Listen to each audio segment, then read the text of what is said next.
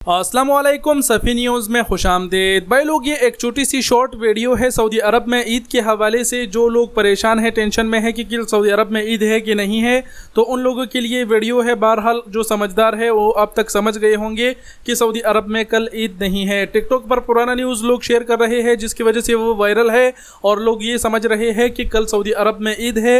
हालांकि ARY की जिस वीडियो को ज़्यादा शेयर किया जा रहा है वो 2017 की वीडियो है। सऊदी हुकूमत ने ऐलान किया है और कहा है कि शवाल का चांद नज़र नहीं आया, कल 30वां रोज़ा होगा।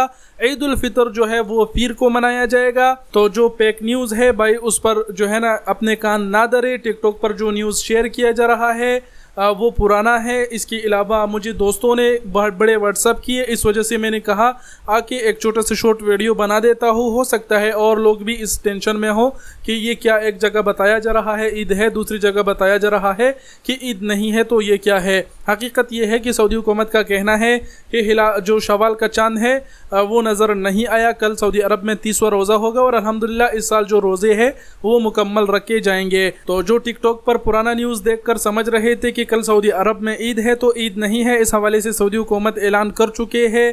बहरहाल आखिर में हम कहेंगे कि एडवांस में पीर के दिन सऊदी अरब में जो ईद होगा, आप सब अगर वीडियो देख रहे हैं तो आप सबको मेरे तरफ से ईद बहुत बहुत मुबारक हो। वीडियो देखने का बहुत शुक्रिया। अपना बहुत सारा ख्याल रखिएगा। अल्लाह हाफिज़।